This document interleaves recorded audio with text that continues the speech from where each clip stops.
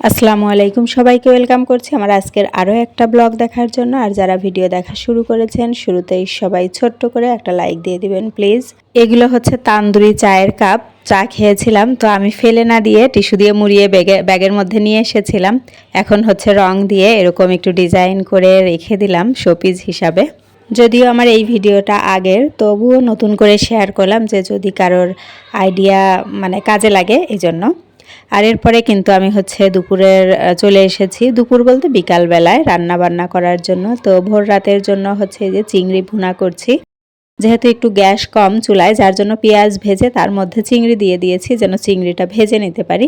আর এই যে মশলা কিন্তু রেডি করে নিয়েছিলাম, এর মধ্যে টমেটো সস দিয়েছি আর অন্যান্য সব মশলা, গুঁড়া মশলা দিয়ে এই যে একটু পানি দিয়ে ধুয়ে দিলাম বাটিটা। এখন একটু কষিয়ে নিব, সাথে এরপরে হচ্ছে একটু পানি দিয়ে এরপরে চিংড়ি মাছটা কিন্তু রান্না করে নিয়েছি। এই যে এটা রান্না হয়ে গিয়েছে। আর এখানে ভাজি করেছি, বাঁধাকপি লাউ মিশিয়ে ভাজি। আর হচ্ছে স্যান্ডউইচ বানাবো, চিকেন ভেজে নিচ্ছি। এখানে কিন্তু ডিম ভুনা করব।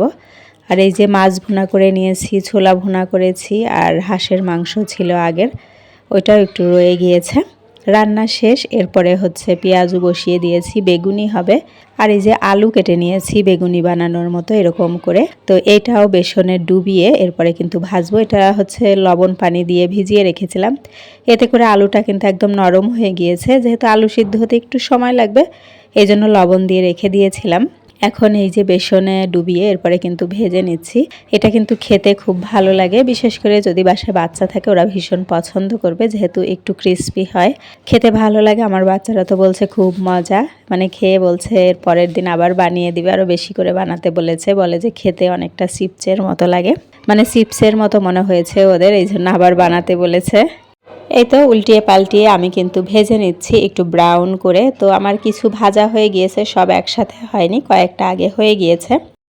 এই তো এই যে ভেজে নিলাম, কিন্তু ফুলকো হয়েছে এগুলো অনেকটা। তো এই তো দেখে নিলেন। আর এরপরে হচ্ছে সব রেডি করা হয়ে গিয়েছে। এখন আমি স্যান্ডউইচটা রেডি করব। তো চিকেনের মধ্যে এখানে শসা, গাজর, টমেটো এগুলো কেটে এনেছি। শসার কিন্তু বুকের অংশটা নেইনি, টমেটোরও বীজগুলো ফেলে দিয়েছি, না হলে পানি ছেড়ে দিবে। তো এখন কিন্তু একটু মিশিয়ে নিচ্ছি। আর দিব হচ্ছে মেয়োনিজ। আমি যে মেয়োনিজ ইউজ করব এটা হচ্ছে টক না, এটা কিন্তু মিষ্টি।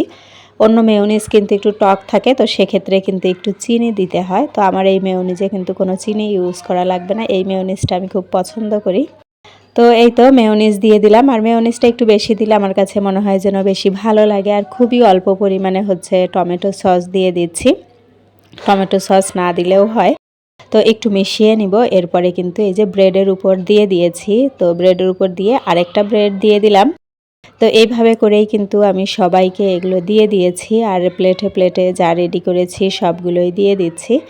আজকে খুব বেশি কিছু করিনি, খুবই অল্প পরিমাণে ইফতার রেডি করেছি। আর এই যে স্যুপ ছিল আগের দিনের। তো এই তো আজকের ভিডিও এ পর্যন্তই।